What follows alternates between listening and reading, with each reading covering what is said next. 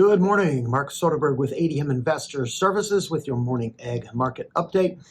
Mostly lower trade across the ag space here coming off the three-day President's Day holiday weekend.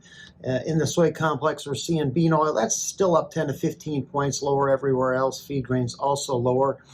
In South America, widespread rains did bring at least some temporary relief to the central and southern growing areas of Argentina. Rains in Brazil were most heavily concentrated in the south central region, mostly in Paraná. Scattered rains in the deep south, Rio Grande do Sul, and again along the western areas of Mato Grosso and Mato Grosso do Sul. The U.S.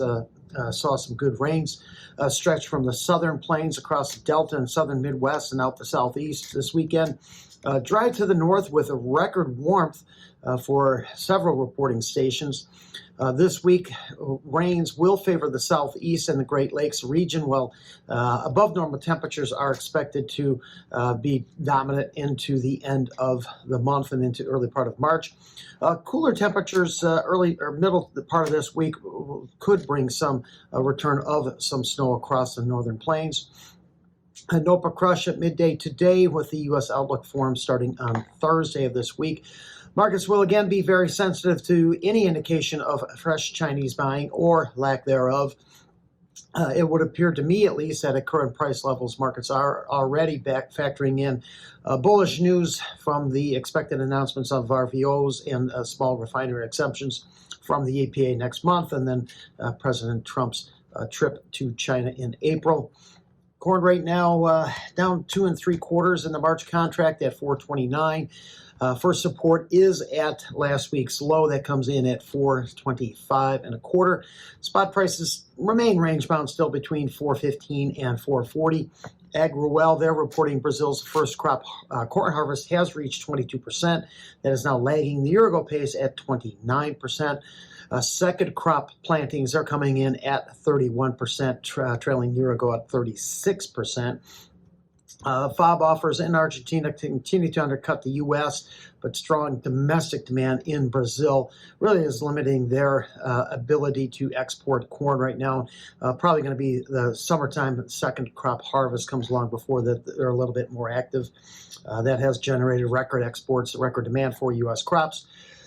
Beans down 3.5 cents, 11.29 in the March contract. Meal is down $3 at 3.0620, while oil is up 15 points right now. Inside trade across the spot contracts in the entire soy complex.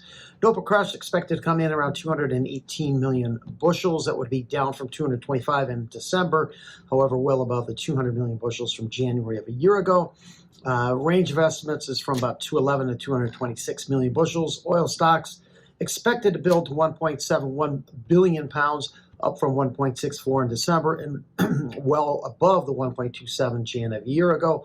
Harvest in Brazil advanced only 5% last week to 21%, and now is below the year-ago pace of 24%. Harvest in Mato Grosso, their largest producing state, that pretty much held at 51%. In the wheat, 3 to 9 lower right now. March Chicago is down 9 cents. Kansas City is down a nickel. We do have moving average support just below the market there in the Kansas City market.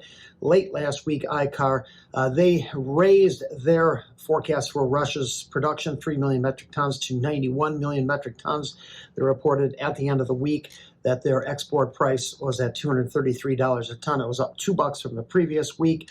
Lower trade today, I think, is just indication the good rains across the U.S. winter wheat areas is more than offsetting the Russian drone attacks on Ukraine's Odessa region, did inflict serious damage to their power infrastructure.